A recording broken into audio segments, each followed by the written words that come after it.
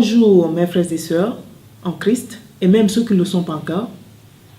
Je suis Marie-Noël Uriel. Cela fait 19 ans que je suis née de nouveau et depuis lors le Seigneur m'enseigne sa parole. Je suis donc ici pour partager tout cela avec vous. Bonjour. Bonjour. Okay. Vous allez bien? Je vais bien, merci. Okay. En fait, je suis quelqu'un qui est réellement fasciné par cette histoire et cette chose chrétienne. J'ai écouté et je viens de voir votre présentation et je trouve ça très intéressant. Vous allez me pardonner, mais je suis un homme très curieux. Donc, pardonnez mon ignorance. Dites-moi un peu, vous qui êtes beaucoup proche, je le dirais, de Dieu, c'est-à-dire Jésus, sur le plan des enseignements et de sa parole, le pasteur, quel est son rôle? C'est-à-dire, qui est réellement le pasteur? Quel est son rôle sur le plan chrétien, sur le plan religieux? Quel est réellement son rôle? Je vous en prie. Le rôle d'un pasteur, d'abord le pasteur, c'est un titre. C'est un titre qui identifie quelqu'un d'un groupe ou bien d'un troupeau. C'est un titre. Alors, le rôle d'un pasteur, le pasteur c'est un guide. Le pasteur c'est un enseignant. Le pasteur c'est quelqu'un qui a été choisi du milieu d'un groupe pour conduire ce groupe. C'est-à-dire que c'est un représentant du Seigneur. C'est ça son rôle. Un leader, il doit jouer son rôle de leader. Il doit jouer son rôle de guide. Il doit jouer son rôle de protecteur, si vous le voulez bien. C'est ça le rôle d'un pasteur. Le pasteur, c'est celui qui marche selon les commandements et les directives du Saint-Esprit. C'est pour cela qu'on l'appelle pasteur. C'est pour l'identifier du troupeau. Okay. Merci. Merci d'avoir éclairci un peu ce côté. Dites-moi un peu, votre parcours, ça fait 19 ans, vous avez dit, mais comment êtes-vous arrivé en fait à ce stade, à ce niveau, à cette compréhension de la Bible? Et donc, qu'est-ce que vous pouvez nous dire réellement sur votre parcours? Comment avez-vous commencé réellement? Je viens du Gabon et quand j'étais jeune, dans ma jeunesse, dans mon enfance, ou bien au Gabon, quand j'étais au Gabon au pays, ma grande soeur qui est déjà chrétienne, souvent elle me disait Marie-Noël, allons à l'église, venons prier Jésus. Je me disais c'est qui, j'ai pas le temps. Je passais tout mon temps à m'amuser comme tout le monde, jeune, j'allais en boîte et je refusais. Et quand je suis arrivée en Angleterre, après 3 ans, j'ai connu cet homme qui est devenu mon mari. C'était un chrétien. Et c'est à travers lui que j'ai connu, que je me suis convertie, que j'ai connu Jésus, ou bien je me suis convertie, ou je suis devenue née de nouveau, parce qu'il était chrétien. Et il m'a parlé de Jésus, j'ai accepté Jésus comme Seigneur et Sauveur. Et c'est comme ça que c'est parti. Et ça, c'était en 1994, oui. C'était en 94. Et depuis lors, j'ai continué ma marche avec le Seigneur. Et lire la Bible, le Seigneur m'enseigne, le Seigneur me révèle des vérités qu'il veut que je sache.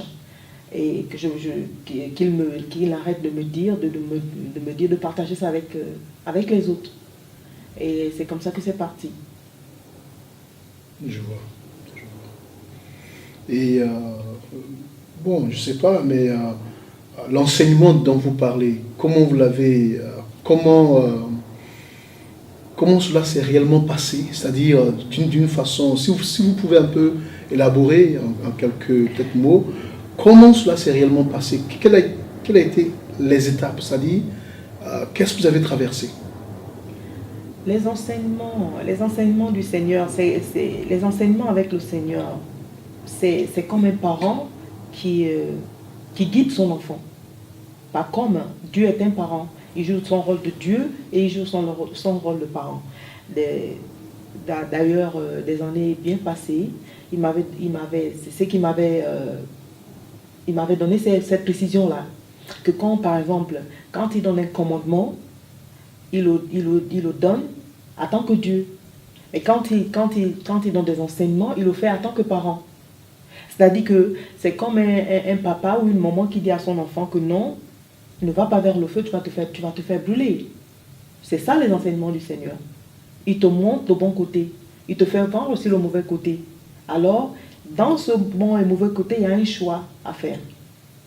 Soit tu choisis le bon, soit tu choisis le mauvais. Et il te montre les conséquences. Il te montre les conséquences du bon et il te montre les conséquences du mauvais. Et c'est comme ça qu'il faut marcher avec le Seigneur. Et dans tout ça, dans cette marche, il y a des obstacles. Il y a des enseignements qui font très mal. Par exemple, dans la Bible, nous avons des enseignements comme, il y a des enseignements comme par exemple que la femme célibataire ne doit pas pratiquer par exemple la fornication. Ou bien quelqu'un qui est marié ne doit pas pratiquer par exemple l'adultère. C'est une offense ou bien encore un péché devant le Seigneur contre les Écritures. Alors, la différence entre la fornication et l'adultère, c'est quoi? La fornication, c'est quelqu'un qui n'est pas marié, qui a des contacts sexuels avec quelqu'un qui n'est pas son mari ou bien sa femme. Et l'adultère, c'est quelqu'un qui est marié, qui a des relations sexuelles hors de sa femme ou bien de son mari. Et des enseignements comme ça, c'est très important pour notre marche avec le Seigneur. Parce que Dieu, il est saint. Et le péché fait obstruction à l'intervention du Seigneur dans nos vies. Parce que lui, il est saint. Alors, il veut que nous soyons des enfants propres, s'il faut le dire comme ça. Il veut que nous soyons propres spirituellement et physiquement vis-à-vis de lui. Parce que ce sont ces lois-là, ou bien ces enseignements-là, qui font de nous propres devant lui. Si on s'abstient on s'empêche, ou bien on refuse de céder au désir de la chair. De céder au désir de la chair. Donc ces lois-là sont là pour nous guider. Ces enseignements sont là pour nous guider, pour faire de nous des enfants propres et acceptables devant lui. Parce que lui, il est saint, il est propre. Okay. Mais je ne sais pas, en tout cas, j'aimerais un peu savoir pourquoi beaucoup de pasteurs, ça c'est mon constat personnel, et je pense que c'est aussi le constat de beaucoup de gens, d'ailleurs, qui constatent que les pasteurs réellement ne font pas le travail que vous avez, ne font pas exactement ce que vous avez énuméré, c'est-à-dire ne jouent pas leur rôle, ils ne donnent pas les enseignements qu'il faut véritablement pour aider tous ceux qui réellement cherchent véritablement à connaître Dieu et à suivre le chemin réellement de Dieu. Alors, pourquoi je pose cette question? Parce qu'on constate que, d'une façon générale, les gens qui vont à l'église, c'est des gens qui sont déjà dans le besoin. C'est un problème, c'est un besoin qui les amène à aller frapper la porte ou au portail de la chrétienté. Mais on découvre que quand ils arrivent là-bas, ils ne sont pas réellement enseignés la façon correcte de résoudre ce problème et de sortir de ce problème et de connaître et d'aimer Dieu et de le suivre correctement, de telle sorte d'avoir des résultats, avoir des résultats par rapport à ce qui les a envoyés là-bas, au problème pour lequel ils sont arrivés là-bas. Alors comment vous expliquez cela? C'est simple. Le Seigneur dit comme ça que Jésus-Christ, ou bien encore Dieu, dans sa parole, il fait un constat. Il s'assoit et puis il regarde, il dit, parce que lui, c'est un grand observateur. Il observe beaucoup Dieu. Et dans cela, il a observé que ses enfants, malgré la vérité qu'ils ont devant eux, malgré tout ce qu'il a fait, on a tout devant nous. On a tout devant nous. On n'a pas besoin du péché. On n'a pas besoin de tâtonner. Parce que tout est là devant nous. Alors il constate que ses enfants périssent par le manque de connaissance. Qu'est-ce qu'il veut dire? Quand il a constaté, il a fait ce constat, il a dit mes enfants périssent par le manque de connaissance. Et plus tard, quand il est venu en forme humaine, il dit dans le Nouveau Testament, il dit comme ça que non, il donne une parabole qui dit comme ça que un nouveau vin ne peut pas se transvaser, ou bien la vieille calebasse ne peut pas contenir un nouveau vin. On ne peut pas verser le nouveau vin dans une vieille calebasse. Ça va s'éclater à cause de la force ou encore la puissance.